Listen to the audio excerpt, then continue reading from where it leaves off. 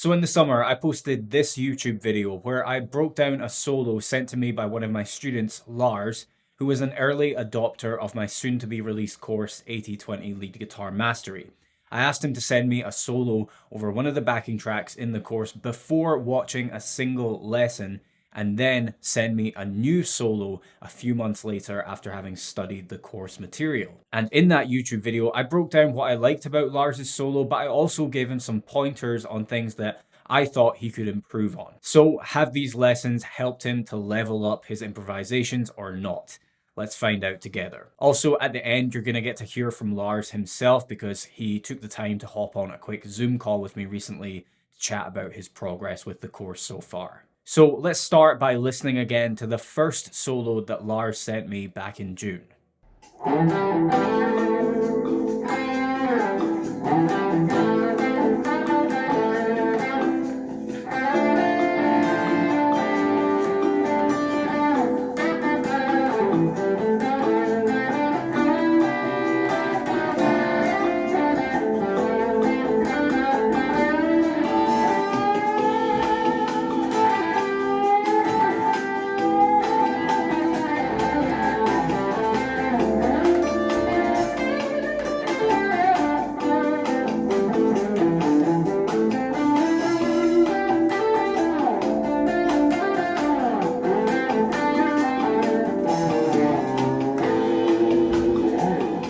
All right, that was solo number 1. Again, he recorded this before having gone through the course and before I made that initial YouTube video. So let's now listen to the new solo that he sent me just a couple of weeks ago after having spent a good amount of time with the course.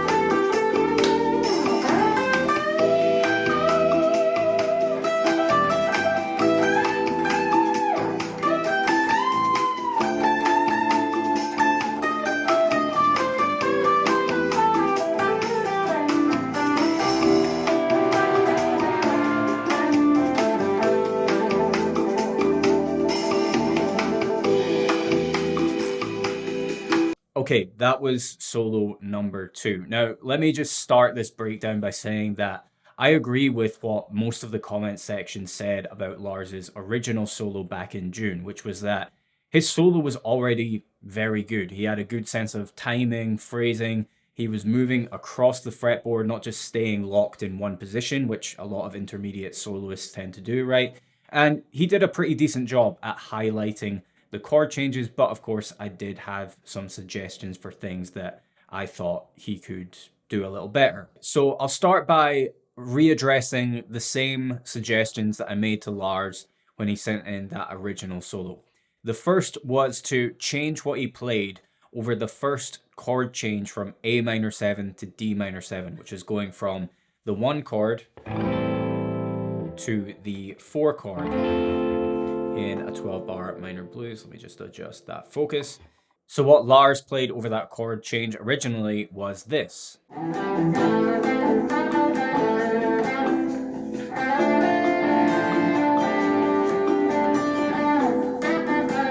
Okay, so what he's doing there is he is technically targeting the chord tones in a D minor 7 chord. He's hitting the root, flat third, flat sevenths, and the root again an octave higher. I wasn't a big fan of that personally. I wanted him to take more of an arpeggio-based approach where he would hit the roots, flat third, fifth, and flat seventh in a more melodic way that might sound something like this.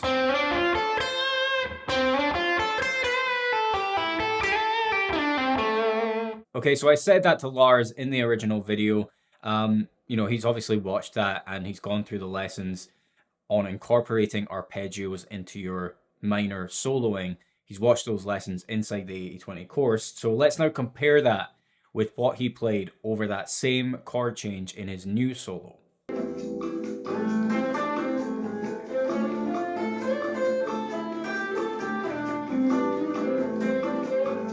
Okay, let's take a listen to that one more time.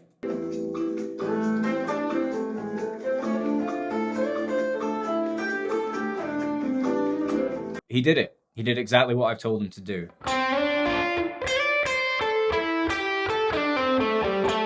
I just love how melodic that arpeggio shape sounds. It perfectly highlights the chord that it's played over because it contains the exact same notes as this chord voicing, right? Now, really quickly, I just want to interrupt this video to let you know that 80/20 Lead Guitar Mastery, the biggest lead guitar course I've ever made in 8 years of teaching guitar online, is coming out next month. So if you want to join the waitlist and be the first to hear about the launch week discount when it goes live in October, click the link in the description box beneath the video. You'll be added to the waitlist. You'll be the first to be notified about that launch week discount. And in the meantime, I will also send you a free 2-hour-long blues rock soloing masterclass inspired by the likes of Joe Bonamassa and Eric Johnson. That's all linked in the description box below. Let's get back to the video.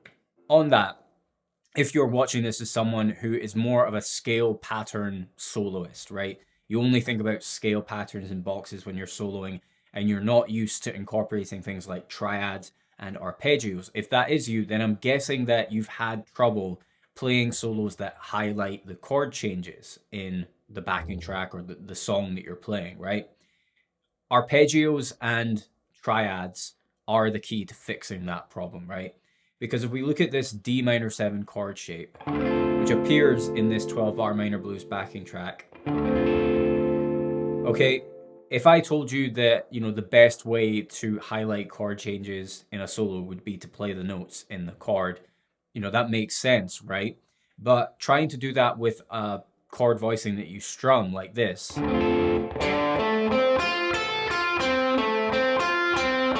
that would sound kind of weird, right?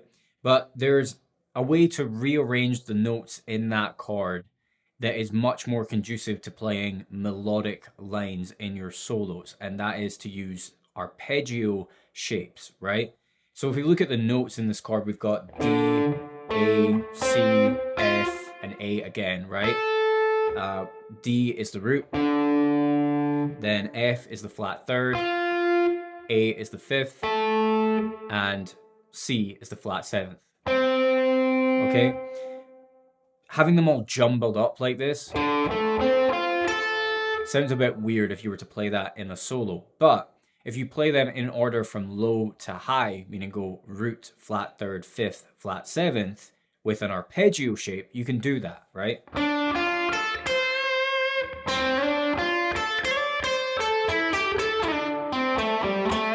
Okay, and that's exactly what I told Lars to do. Use that minor 7th arpeggio shape. And then return to more of an A minor pentatonic, Aeolian based vocabulary for the one chord, right? So great job there, Lars. The next thing that I spoke about in that video, if I recall correctly, was injecting some tension into the solo with the harmonic minor scale.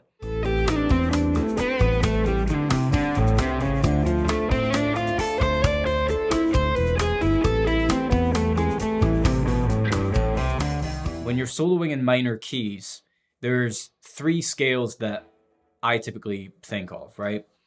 The first 2 are Aeolian and the minor pentatonic. Aeolian has 7 notes, 1, 2, 3, 4, 5, 6, 7, and the minor pentatonic has 5, 1, 2, 3, 4, 5. Now, the minor pentatonic, as you can see there, is kind of baked in to that 7-note scale called Aeolian, also known as the natural minor scale, right? So Aeolian's got 7 notes, but there's another 7-note scale that you can use over minor progressions, and that is something called harmonic minor, which sounds like this. Okay? Now let me just compare that to Aeolian.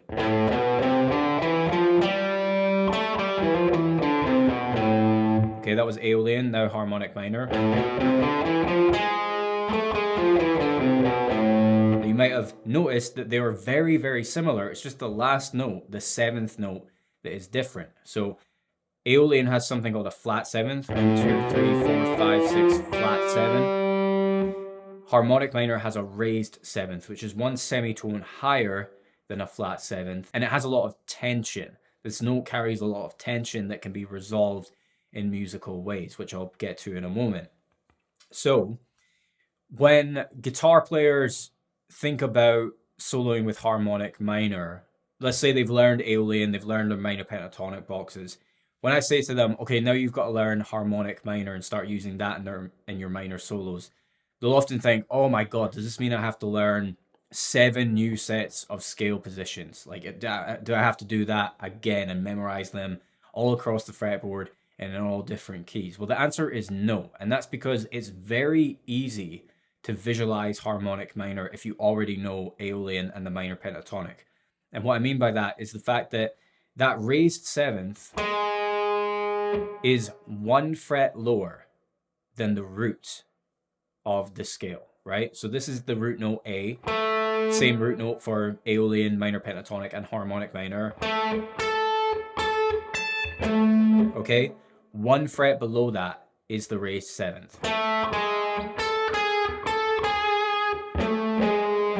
So when you're thinking about soloing with harmonic minor, you don't have to visualize harmonic minor scale positions and practice them in all 12 keys all across the fretboard. You can if you want to, but I don't think that it's absolutely necessary when you want to just use that one note to add a bit of spice and add a bit of tension to your solos. Now, Lars has used this note in a very creative way in his solo. So let me just play the part of his solo where he does this.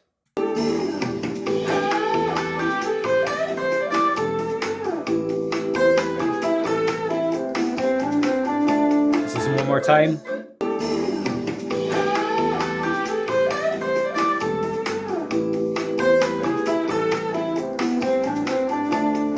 Okay, what he played here.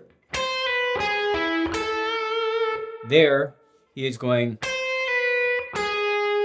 he's hitting the raised 7th at fret 9 on the B string, and then resolving to an A root note, which is 1 fret higher. I just told you that the raised 7th is 1 fret below the root of the scale. Okay, so when you hit that note and then resolve to the root note, it creates tension, which is immediately resolved.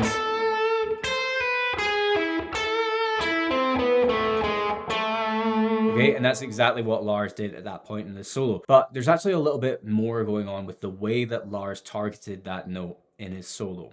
And let's just take a look at these 3 notes played across the G, B, and E strings.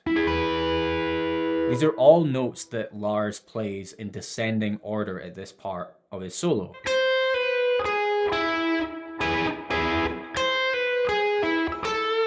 Okay, now if you know your major triad shapes, you'll recognize that as an E major triad, right? So one of the cool things about harmonic minor is that when you look at the triads that are built from its notes, you'll discover that from the 5th scale degree, which in A harmonic minor is the note E, from the 5th scale degree, if you stack thirds, you can build an E major triad. And that E major triad, the middle note, the 3rd, is the note G sharp, which is actually the same note name as the raised 7th in A harmonic minor, okay?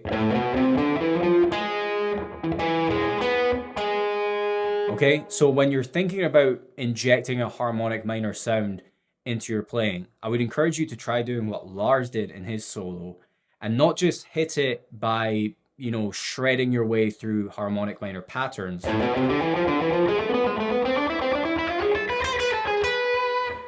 but to target it inside that E major triad like he did.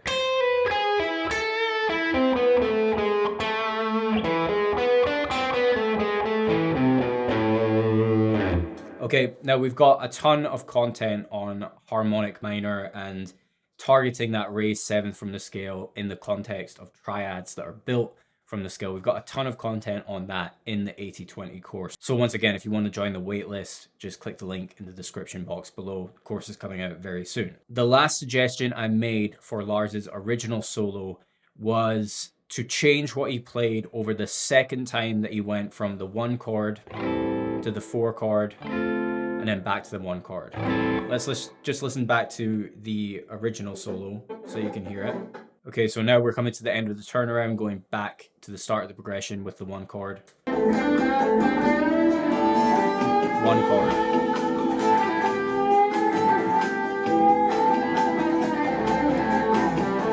4 chord.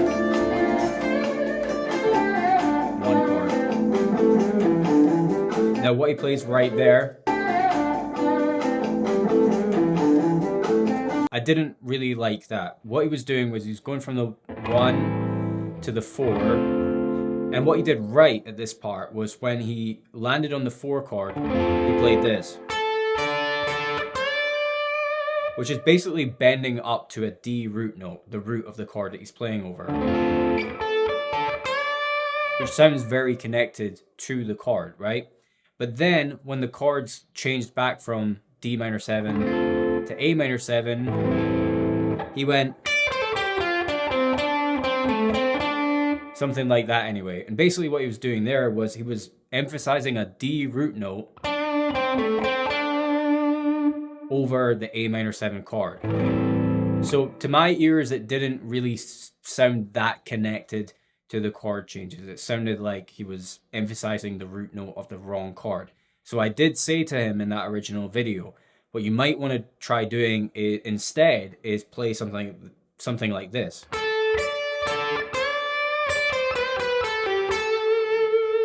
So there, I was hitting the D root note with the bend just like he did,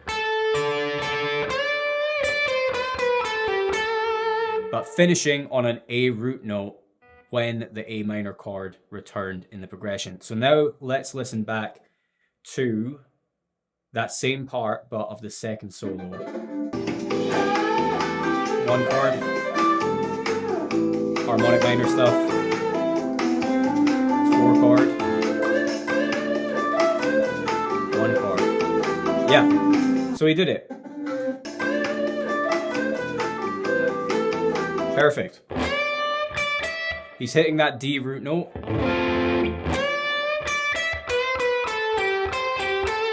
But then finishing on the A root note, which sounds a lot more connected to the chord changes. So great job with that, Lars. Now, there's only one criticism I have for this new solo, and that is what he plays over the turnaround.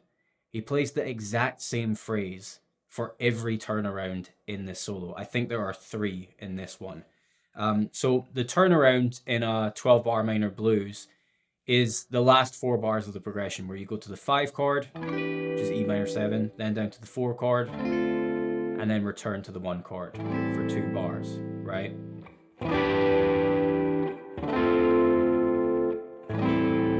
Now, in this solo, Lars plays a phrase that highlights this very well.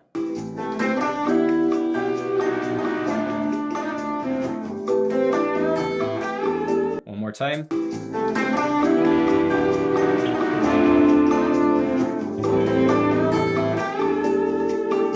Okay, and now let's fast forward to the next turnaround.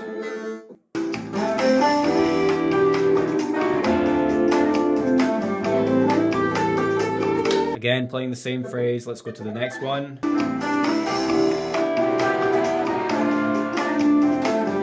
Okay, so you get the point. He's doing this.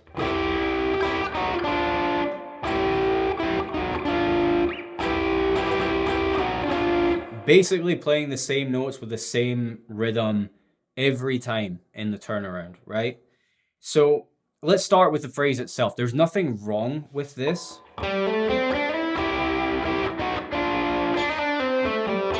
Because these 2 notes here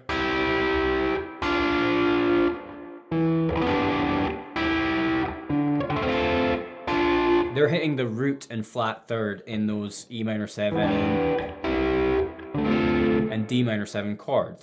So it does sound connected to the chord changes, no doubt about that. The issue I have is just it's the same thing every single time. Yes, he is moving it to a new area of the fretboard for the second and third repetitions, which is a good thing.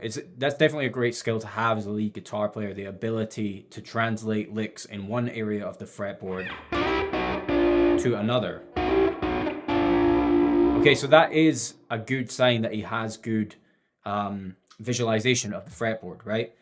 But it just sounds a bit repetitive, right? So Lars, what I would suggest doing is instead of just playing the same thing for the turnaround every time, keep using that phrase, but work on learning more turnaround licks, maybe ones that use those same arpeggio shapes that we talked about earlier in the video. Like you could play a line that goes like this.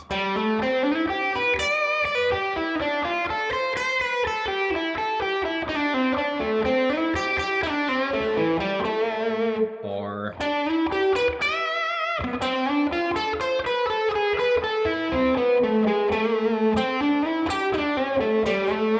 you could play lines like that alongside your, just to give that turnaround part specifically a bit more variety, okay? But other than that, you did a great job. I think what I want to do now is do the same thing that I did in the original solo breakdown back in June. And I'll go away and learn your solo note for note, and I'll try playing along to it myself. But what I'll do is I will blend in some of those turnaround ideas that I just showed you, right? To give the solo a bit more variety. But I'm going to try and stick to like 90% of your new solo here, but just show you what's possible when you move beyond that one singular phrase for the turnaround. So I'm going to go away now. I'll go and study this solo for a few minutes, and then the next time you see me, I'll be playing it alongside Lars.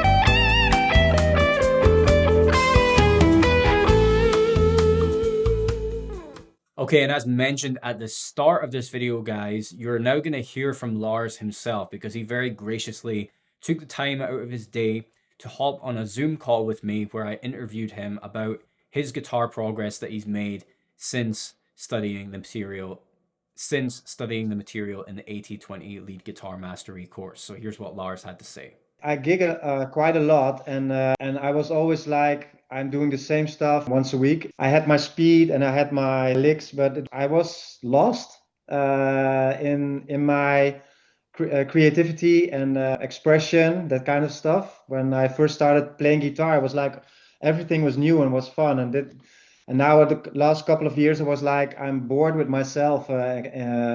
People liked it, but I was bored, you know. So Yeah. and I didn't know what to do anymore. So yeah, well, you came in the right time, I guess. We're doing this interview for the 80/20 course, right? And Yeah. right when I launched the pre-sale with the initial modules, I asked people to submit before and after solos, before going through the Aeolian module, and then after, you know, having Mhm. that and learned a bit more. Obviously, I used your before solo in a YouTube video, Yeah. and people really loved it. You know, Yeah, it was kind of funny because I didn't do my best very well, and it was like, and then the next day it was, oh shit, it's on YouTube, and so I was kind of, they were going to, well, you know, to bash me or something, but it was fully okay with it, and also about your feedback. So I really dig that one, especially because normally people say, "Well, you played very well last evening" or something, and but a professional guitar player giving feedback on your solo like this detail, that was very nice. So thank you for that.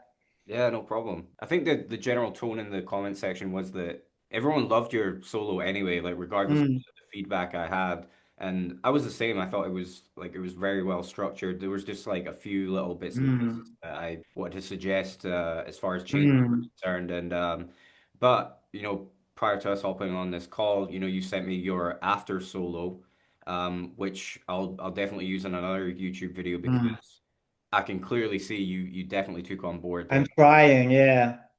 yeah, particularly with the you had good use of the like the RAID seventh, the harmonic Mm. stuff, targeting the four chord while still Yeah, being rooted in the A. that's new for me. So it's I'm completely out of my comfort zone. Mm-hmm. And that's also why I bought the first stuff a couple of, I think it's 2 years ago or something. And that's exactly what I wanted. So and I don't mind being it on YouTube because people will react. And some guy told me about the vibrato thing, and I think, oh well, he's correct. So I'm trying to do things about that. So it's really fun to do. And but I'm out of my comfort zone with the Aeolian stuff because I'm more Dorian think. I Okay. think, and the targeting stuff is like is very new to where am I in the solo and what's happening musically, and so it's a great course for me. Okay, good. I'm glad to hear that. So, I mean, I designed that course for I call them lost intermediates. It's like Yeah, playing for decades, that's but exactly what it is. Yeah, yeah, but you hit that ceiling and you're just not really exactly. practice to break through that. I gig quite a lot, and I was always like, I'm doing the same stuff every evening, once a week. I had my speed and I had my licks, but I was lost in my creativity and expression, that kind of stuff. When I first started playing guitar, I was like, everything was new and was fun, and now the last couple of years, I was like, I'm bored with myself. People liked it, but I was bored, you know. Yeah. So and I didn't know what to do anymore. So yeah, well, you came in the right time, I guess. So before this course, like what would you think about when going to take a solo? Was it just like visual patterns, memorized licks, like a combination? I think so. Yeah, I think I had the caged system, and I knew if it was a minor or major, and I had my bluesy things and I had my rock things, and I listened to the. Well, it was kind of funny that you mentioned Paul Kossoff in the feedback because it's one of my heroes. So I use his stuff, and but it's like you mentioned in your course. I think it was like a mix of repetitive things, and I still do that, but I have more tools. I think I was there when before I started all these courses, and now I'm like I know better what I'm doing, I think. Yeah. And Yeah. I didn't like theory, you know. I was always like theory is like I knew a little bit, and I took some lessons again 5 years ago, and the guy was more into jazz. And he started with all these things, and I was like, oh no, I just want to play. But now I'm really into the theory behind all the stuff. That's kind of when you start about the modes and the I'm really interested because now I know I can relate to it more in a different way. Yeah. Yeah, well, I think a lot of players could relate to that because I mean, I certainly, I'm obviously very big on theory now. Not Mhm. super advanced theory. I really just know the fundamentals well. Yeah. I think they take you the furthest. Yeah. Like the four modes and the yeah, Exactly, yeah, four instead of, hundreds six or seven. Yeah. ones that you won't actually use. But yeah, I think a lot of players could relate to that with the theory thing because I myself, when I was a teenager trying to learn theory, I don't know if it's the way I was taught it, and like I would have teachers who would explain all this information to me, but not demonstrate it on the guitar. Mm. It's like Really? I don't understand what, or they would demonstrate it on like a piano, and I'm like, I don't, Ah. this isn't my instrument. I don't really understand like what. Yeah, why I'm doing this. Yeah. But then when you have someone explain to you on a fretboard, because Yeah. the click and you're like you start. Yeah, and also the simple things about fretboard visualization. Yeah. I do this every day now, you know. So I'm drilling myself into knowing where are those key notes, not only on the E and the E, but also on the difficult ones, you know. And I'm drilling myself every day to just 10 minutes, but I do this exercise where you were very young. You know, the video, I have the old one. It's kind of funny. But I do this exercise every day before I start the rest of the things I'm training myself. So yeah, I'm glad you brought that up because the going back to theory, it will never make sense if you don't have the fretboard visualization. yeah, of course, You need to have the map in front of you to yeah, exactly, follow it. So yeah, you brought that up. So getting back to the 80/20 course, I just wanted to ask, have you had any like light bulb or aha moments where something that's confused you in the past has suddenly like clicked for you? yeah. Well, you were very detailed about what I remember about the arpeggios, or the triad, sorry, all over the fretboard, and then that's clicked something because I knew some of them, but just like two or something or three maybe. But now I can relate on one position. I have like three or four, you know, and that was very helpful because when you're in that area, like the then you have possibilities, and so that was kind of interesting. I was not so interested in about the solos were great, but I'm not so interested in licks anymore. I'm because I can get them everywhere, Yeah. but it's like this structure of this is what we're doing, 2 months Aeolian, this is the build up, and then you have the solo or something. And that was very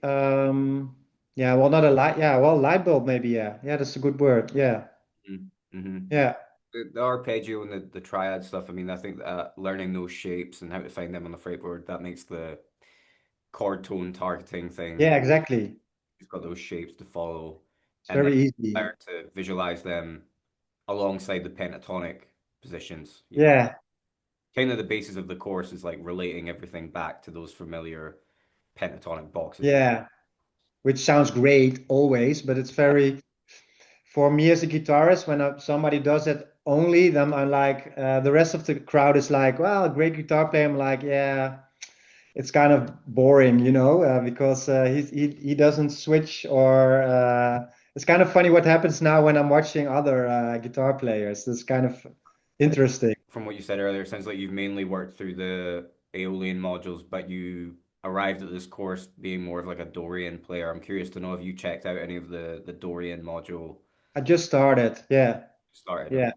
yeah. I started yesterday. I was like, this new video is kind of ending, and then I start the new module for the Dorian, and then Mixolydian, I guess, and Yeah, that will uh, be Mixolydian will be next, and then we'll finish. uh, it's kind of funny to walk behind you. That's kind of, but Mixolydian will be new for me also because I know some licks, Mixolydian licks, which I always do, but to get it more in depth, it's will be interesting again. So yeah. Like, is there anything in this course that you would say was like particularly challenging for you, like something that put you out of your comfort zone more than something else? Well, with the Aeolian thing, because this was kind of an easy progression, like A minor, D minor, E Yeah. minor.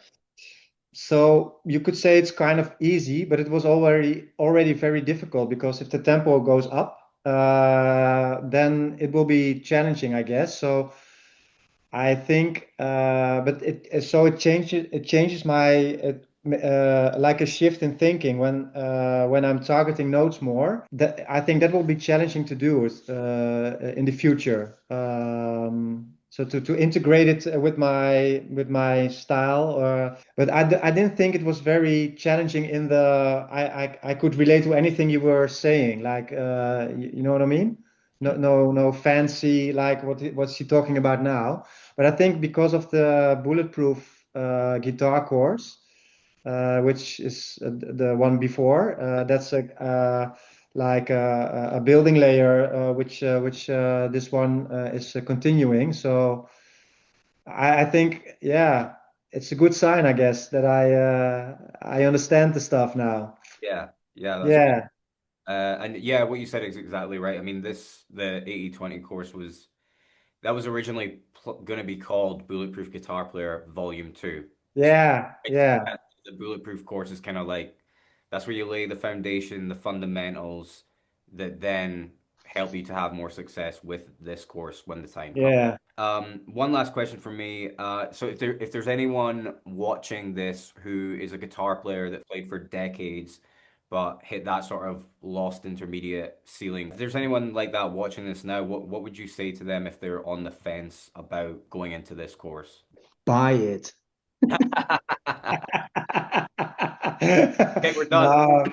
No, no. Yeah, well, I think if you're like me, like in a Lost in Translation kind of a movie, but then on guitar, you should definitely buy this course because it's very down to earth. It's very I'm also a teacher, and I can see that you're teaching in the right way. Like, how do you call it? Pedagogisch in Dutch. Pedagogy, yeah. Yeah, it's very easy to follow, and you're making progress every day. If you step up to it, you have to practice, and then it's a great course. I mean, it's I'm enjoying it. I'm really enjoying it every day. So yeah, Okay. why not? Yeah.